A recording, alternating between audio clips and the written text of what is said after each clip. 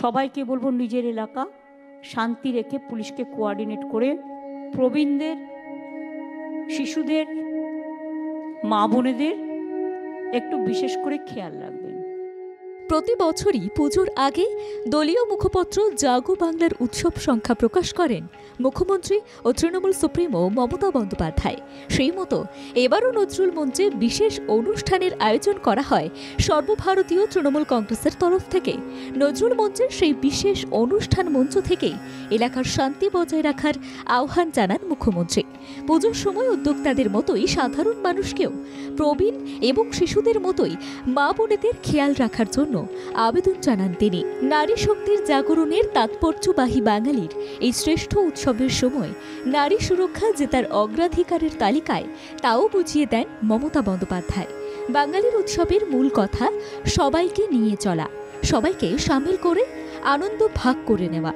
বিশ্বজনীন উৎসবে সংকীর্ণতার বেড়া ভেঙে যে আনন্দ যজ্ঞের আয়োজন করা হয় তার ফোকাস যে সর্বধর্ম সমন্বয়, তাও স্পষ্ট করে দেন মুখ্যমন্ত্রী। রামকৃষ্ণের সর্বধর্ম সমন্বয়ের ভাবধারা যে বাংলার এই উৎসব উদযাপনের প্রাণের কথা, তাও উঠে আসে মুখ্যমন্ত্রীর কথায়। তিনি প্রশ্ন তোলেন, অনেকেই বলেন কেন পুজো করব, কেন উৎসব করব? তার ব্যাখ্যাও দেন প্রশাসনিক প্রধান, বুঝিয়ে দেন সবাইকে নিয়ে চলার আনন্দটাই আলাদা। অনেকে বলেন কেন পুজো করব, কেন উৎসব করব? আরে আমাদের তো 12 মাসের 13 পার্বণ কথাটা দীর্ঘদিন ধরে আমরা শুনেই আসছি। আমরা সব কাজ করি, ধর্মকর্মও মানি। আমাদের রীতিনীতি হচ্ছে সর্বধর্ম সমন্বয়,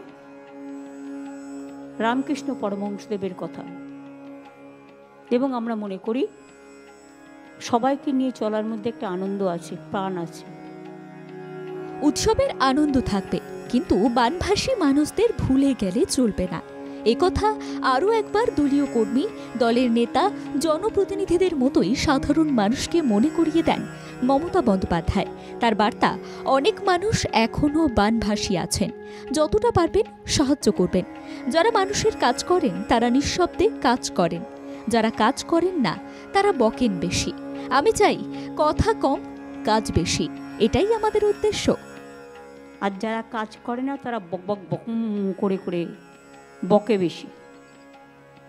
আমি চাই কথা কম, কাজ বেশি। অনেক মানুষ এখনো বানভাসী আছে, তাদের পাশেও থাকুন, যতটা পারবেন তাদেরও সাহায্য করবেন। মুখ্যমন্ত্রী শহরের একাধিক পুজোর উদ্বোধন করেন। সেলিমপুরের মতোই যোধপুর পার্কের 95 পল্লী সহ একগুচ্ছ পুজোর শুভ সূচনা করেন তিনি।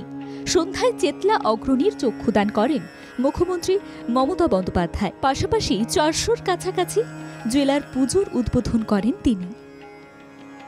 ব্যুরো রিপোর্ট, বাংলা জাগো।